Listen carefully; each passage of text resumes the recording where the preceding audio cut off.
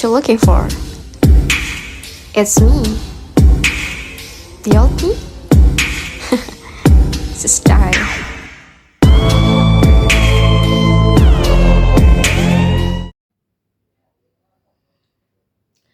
Assalamualaikum warahmatullahi wabarakatuh.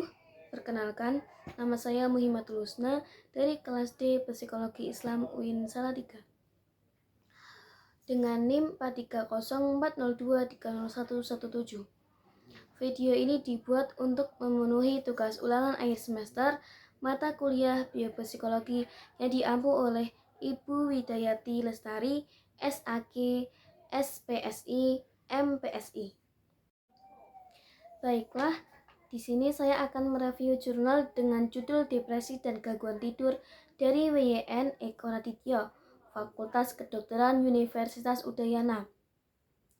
Dengan beberapa poin yang saya ambil, yaitu yang pertama poin pengertian depresi.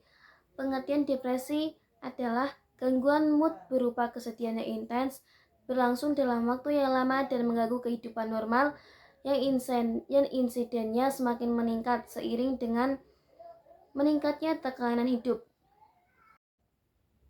Hal ini disebabkan oleh gangguan neurotransmitter atau senyawa organik endogenus yang membawa sinyal di antara neuron dan dari regulasi hormon. Selain sebagai gejala depresi, gangguan tidur juga bisa merupakan penyebab depresi. Beberapa penelitian memberikan hubungan gangguan tidur dapat meningkatkan resiko depresi di kemudian hari.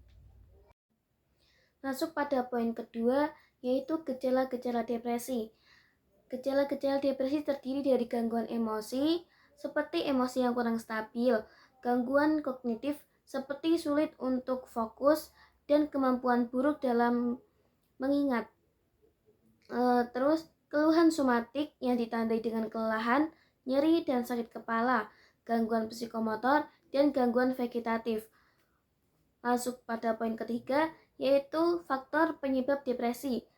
Ada beberapa faktor penyebab depresi, yaitu mulai dari faktor genetik sampai faktor non-genetik, dengan faktor-faktor resiko seperti jenis kelamin, usia, status perkawinan, geografis, kepribadian, stresor sosial, dan dukungan sosial dan pekerjaan. Masuk pada poin keempat, yaitu fisiologi tidur normal. Tidur normal memiliki 4 tahapan, mulai dari sesaat sebelum tidur sampai bermimpi. Tiap tahap memiliki gelombang berbeda. Gelombang ini diukur dengan alat ensifalogram atau disingkat dengan EEG, yang biasa kita kenal dengan istilah EEG. Pada saat orang akan bersiap tidur, gelombang alfa 8-12 Hz akan menyala. Gelombang tinggi frekuensi rendah voltas yang menandai keadaan bangun aktif. Lalu masuk pada poin keempat, yaitu gangguan tidur. Tidur sendiri adalah proses yang dibutuhkan otak untuk berfungsi secara tepat atau untuk beristirahat dari hal-hal yang sudah dilakukan seharian. Keseriusan ini dari gangguan tidur tidak diketahui oleh masyarakat umum karena mereka menganggap hal ini tidak berbahaya. Pasien dengan depresi mayor 95% memiliki gangguan tidur menurut kriteria EEG.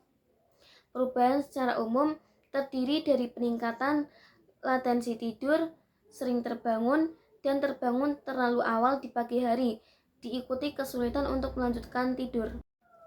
Lalu masuk pada poin kelima, yaitu penyebab gangguan tidur. Yang pertama yaitu hal yang mempengaruhi adalah biopsikososial, yaitu dari faktor genetik, psikologis, dan lingkungan. Etikologi depresi dapat dihubungkan dengan gangguan tidur adalah terganggunya neurotransmitter serotonin.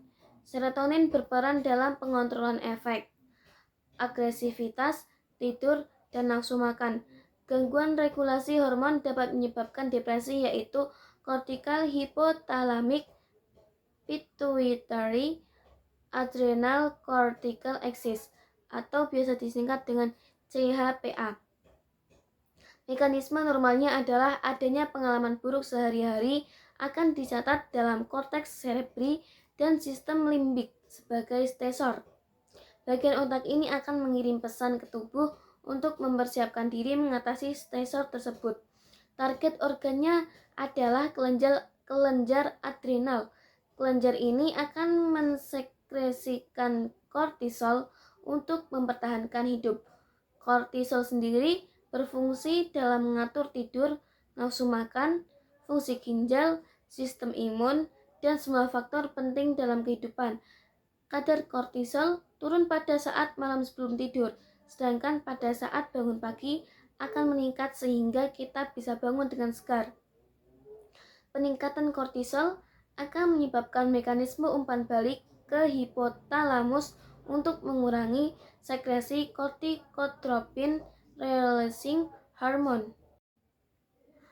Stresor pada awal kehidupan ini dapat menyebabkan perubahan yang menetap pada sistem neurobiologik atau dapat membuat jejak pada sistem saraf yang berfungsi merespons stresor tersebut.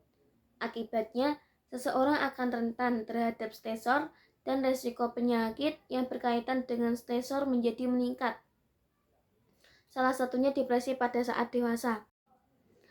Di sini penulis juga menulis ringkasan dari jurnal tersebut, yaitu depresi adalah gangguan mood yang dikarakteristikkan dengan kesedihan yang intens, berlangsung dalam waktu yang lama, dan mengganggu kehidupan normal. Gejala depresi berupa gangguan emosi, gangguan kognitif, keluhan somatik, gangguan psikomotor, dan gangguan vegetatif. Tidur yang normal terdiri dari tahap 1, 2, dan 3, dan 4. Hal ini berlangsung berulang-ulang dan dibagi menjadi fase REM atau tahap 1 dan fase non-REM atau tahap 2, 3, dan 4. Etikologi depresi adalah terjadinya gangguan neurotransmitter serotonin yang berfungsi sebagai pengontrol afek, agresivitas, tidur, dan nafsu makan. Teori lain yaitu terganggunya regulasi hormon kortisol yang berfungsi dalam mengatur tidur, nafsu makan, fungsi ginjal, sistem imun, dan semua faktor penting dalam kehidupan. Gangguan tidur merupakan gejala depresi di DSM-4. Salah satu penyebabnya adalah kegagalan untuk menurunkan aktivitas di beberapa bagian otak yang mengatur tidur. Beberapa jurnal menyebutkan adanya hubungan yang kuat antara IDS dengan depresi. Gejala gangguan tidur yang dialami pasien depresi antara lain insomnia, masalah dengan sleep onset, bangun secara tiba-tiba, dan hipersomnia. Beberapa penelitian yang dilakukan juga memberikan hubungan sebaliknya, yaitu gangguan tidur dapat meningkatkan resiko depresi di masa yang akan datang. Mungkin itu saja yang bisa saya sampaikan, kurang lebihnya mohon maaf.